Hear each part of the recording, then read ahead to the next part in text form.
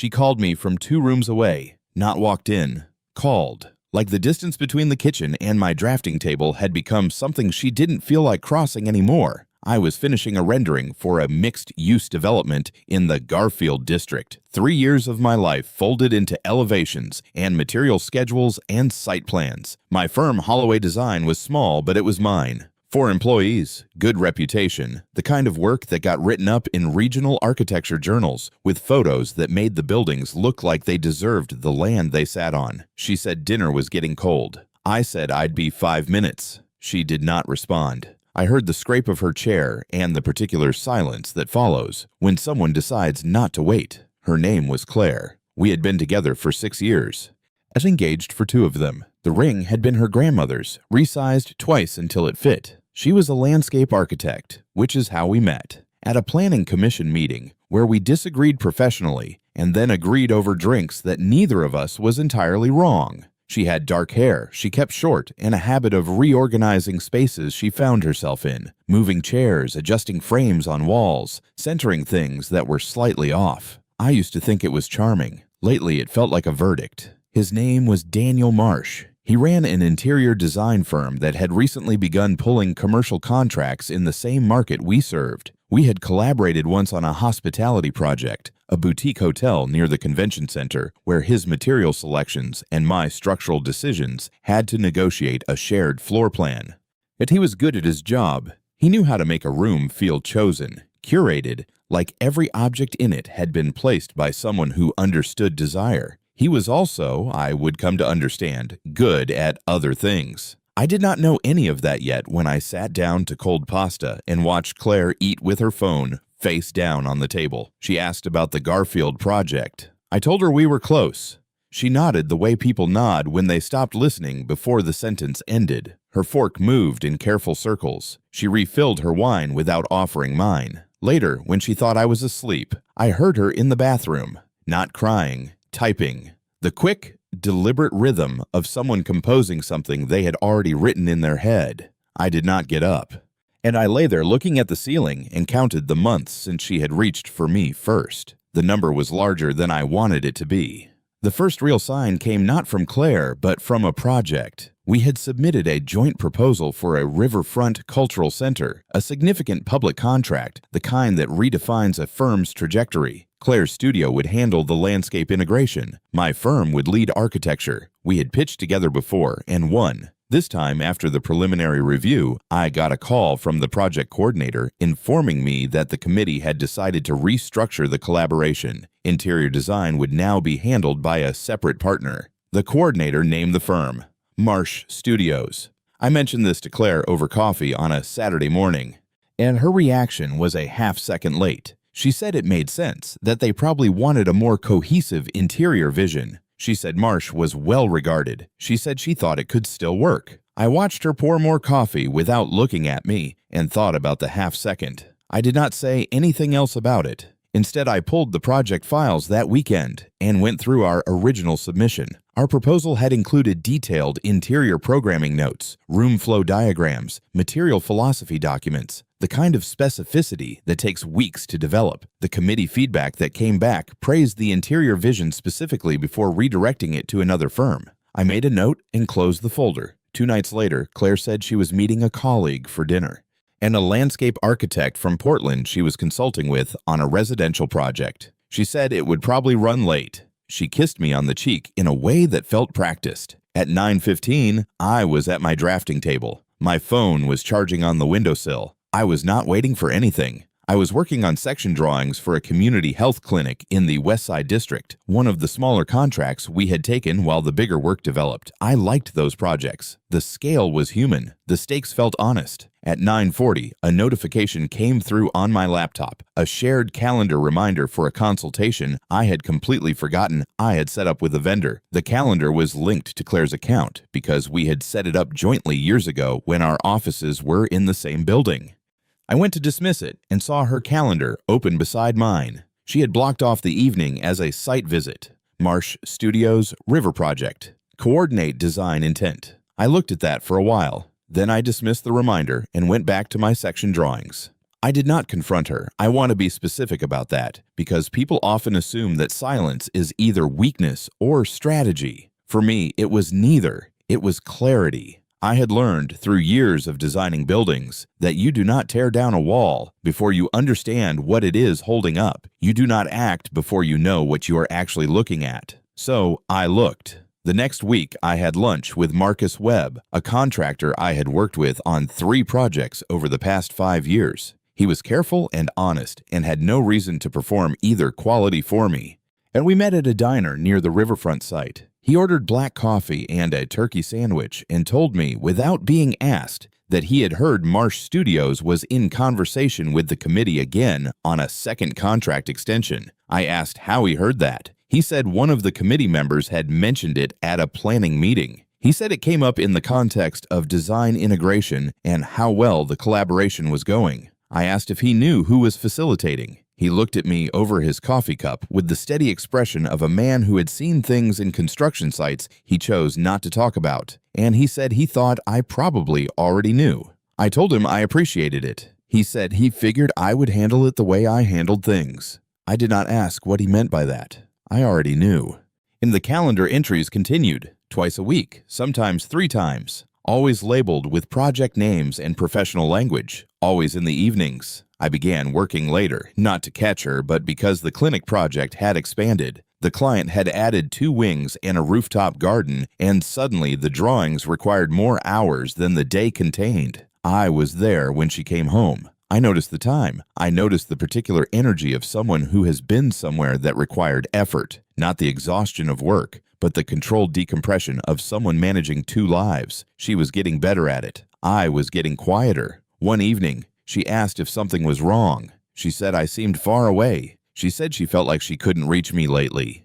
Yet I looked at her across our dining room table and thought about what it takes to say that sentence to someone you have been lying to. I said I was just deep in the clinic project. She nodded like that was enough. It was not enough for either of us, but we let it be.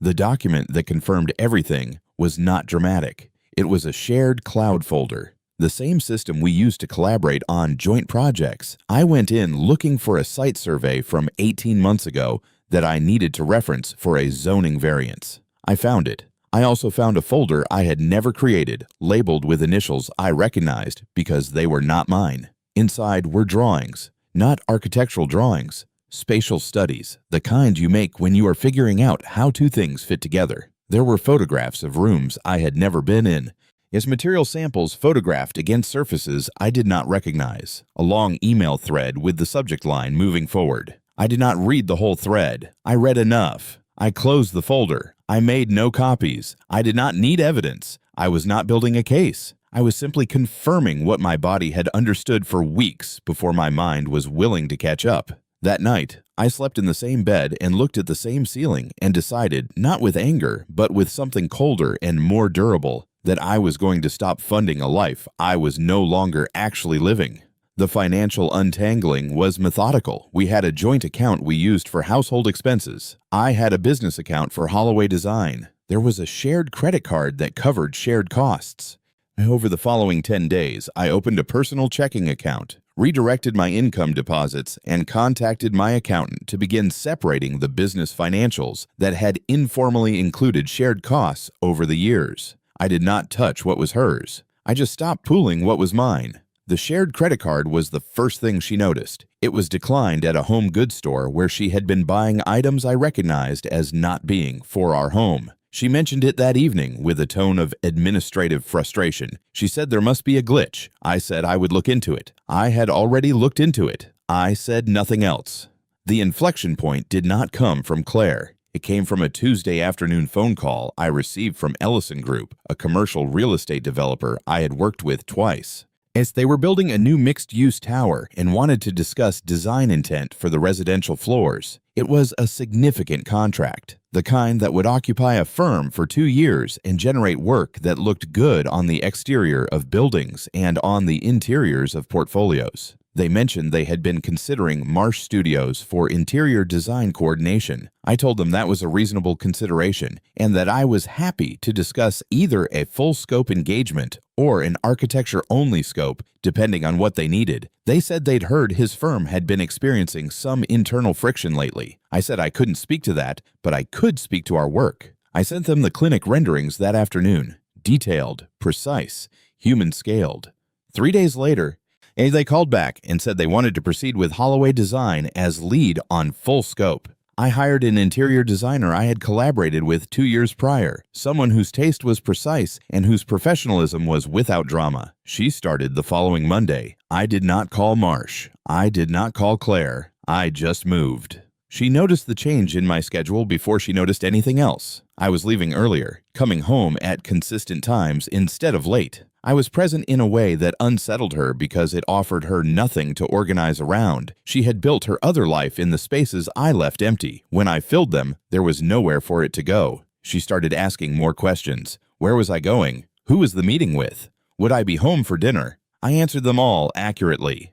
I had nothing to hide. That was, I think, the thing she found most disorienting. One evening, she sat down across from me and said she felt like she didn't know what I was thinking anymore. I said I was thinking about the Ellison Tower, about how the residential floors needed to feel like homes and not hotel rooms, even though the budget wanted them to lean toward hotel rooms. She looked at me for a long time. She said that was not what she meant. I said I knew. We sat there in the particular silence of two people who have said everything except the thing that mattered. She found out about the Ellison contract through the professional network. Someone sent her a congratulatory note that copied me and mentioned the full scope award. She came to me that evening with her phone in her hand and a look I had not seen before. Not anger, something more uncertain than anger. She asked why I hadn't told her. I said I had been busy. She said that Marsh had been expecting that contract. I said that was between Marsh and Ellison. She said that was not fair. I looked at her carefully and said that I had not done anything to Marsh. I had simply made myself available. I told her that clients make decisions based on what serves them, and that if Marsh was experiencing friction in his firm, that was a separate matter. She said I knew what I was doing. I said yes. That was the first time I had said something directly, not about her, not about us. But the precision of it landed exactly where it was aimed. She left the room. I heard the bathroom door and then nothing for a long time. Marcus called me on a Thursday morning. He said he was checking in. And he said he had been at a planning board meeting the night before and Marsh had been there. He said Marsh looked like a man who had miscalculated something significant. He said Ellison was not the only client who had shifted. The Riverfront Project Committee had raised questions about the design integration work and there was talk of a scope revision. I said I appreciated the update. Marcus said he had always found it interesting, the way a man's professional reputation and his personal one tend to travel together eventually. I said I agreed. He said he hoped I was okay. I told him I was working, and that was completely true. I moved out on a Wednesday. Not dramatically, I had been organizing it for 2 weeks. I had rented a furnished apartment near the office, a clean space with large windows and no shared history. And I packed what was mine and left what was ours. Her grandmother's ring was on the kitchen counter in its box. I did not leave a note. There was nothing to say that had not already been said in the language of months. When she came home that evening, she called my cell. I answered. She asked where I was. I told her the address. She was quiet for a moment. Then she asked if this was permanent. I said I didn't know yet. I said I knew I was done living in a space where I had stopped being a person and become a background condition. She did not argue with that. She asked about the ring. I told her it was on the counter and it was hers to do with as she needed, that it had been her grandmother's and that had nothing to do with us. She cried then, not performatively. Just the quiet sound of something giving way that had been under pressure for a long time. I waited until she finished. She asked why I hadn't said anything sooner. She said she would have stopped. She said she hadn't realized how far it had gone. I told her that was the part I found most difficult to believe. Not because she was lying, but because believing her would have required me to accept that I had become invisible without noticing. And I had noticed. I had noticed for a long time and waited for her to notice too. She said she was sorry. I told her I believed her. I also told her that sorry was a beginning and not an outcome.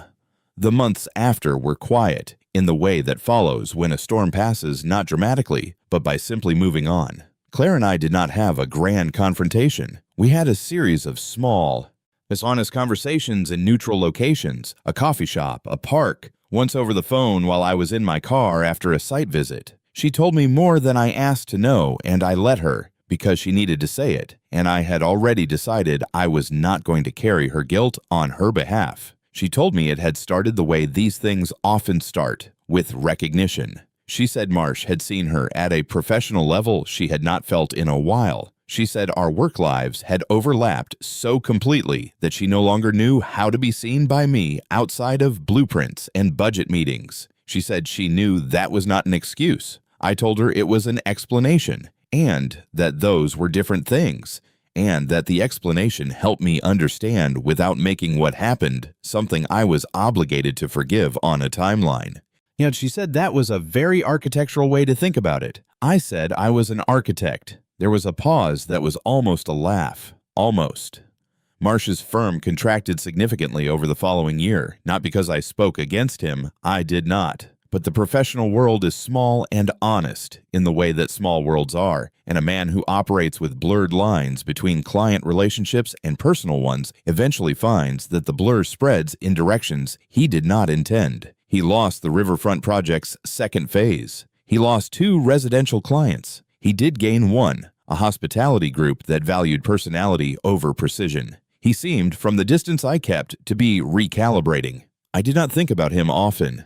The Ellison Tower broke ground in the spring, and I was on site the first morning with my site supervisor and the structural engineer, watching the machinery make the first organized cuts into earth that was about to become something permanent. There is a specific feeling in that moment that I had chased my whole career, the feeling of seeing intention become architecture, of a drawing become a thing that exists in weather. Marcus was there in his contractor's jacket with coffee in a thermos and a look of professional satisfaction. He said it was a good one. I said it was. He asked how I was doing. I said I was doing the work I wanted to do, in a space that was mine, with people who deserved to be in the room. He said that sounded like enough. I told him it was more than enough. It was the right amount. Claire sent me a message on a Sunday, 9 months after I moved out.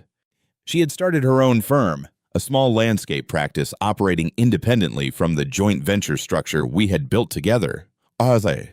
She said she was designing a memorial garden for a hospital on the east side. She said she thought I might know the structural team lead. I did. I made the introduction without comment. She thanked me. She said she hoped I was well. She said she thought about the ring sometimes and whether she deserved to keep it. I told her it had always been hers, that what her grandmother gave her had nothing to do with what we had given each other and what we had failed to keep. She said that was generous. I told her it was just accurate. She said she was proud of what I had built. I thanked her for that and did not offer the same in return, not because I couldn't. Yes, but because I had learned that certain things need to be offered freely or not at all, and I was no longer interested in generosity as a performance.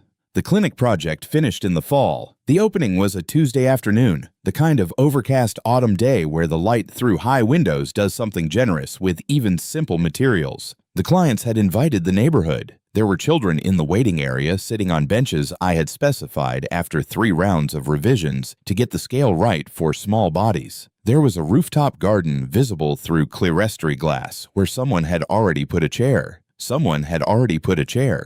And I stood near the entrance and watched people move through a building I had made for them and felt the particular silence of work that had been done without apology or compromise. My new interior designer, Helena, came and stood beside me. She said the light in the children's wing was exactly right. I told her that had been hers. She said we both knew it was the window placement. I told her good work is usually collaborative and usually goes in more directions than credit allows. She said I was surprisingly decent for someone who'd been through what she'd heard I'd been through. I said going through something difficult doesn't require you to become difficult. She looked at me sideways and said that was either very healthy or very rehearsed. I said maybe it had started rehearsed and become true along the way. And she said that was probably how most things worked. The light moved through the clerestory and crossed the floor in a long rectangle, and I watched it for a while, thinking about the months of drawings it had taken to make that happen, the calculations of angle and season and glass specification that had to align before one ordinary overcast Tuesday could offer one specific rectangle of diffuse light on a clinic floor where someone might sit in a hard moment and feel, without knowing why, marginally less alone. That was the work. That had always been enough. I walked out into the afternoon and did not look back, not because there was nothing behind me worth acknowledging, but because I had learned, over a very long and specific year, the difference between looking back and living there. I kept walking. Yes, the street was ordinary and bright. I had a tower to build,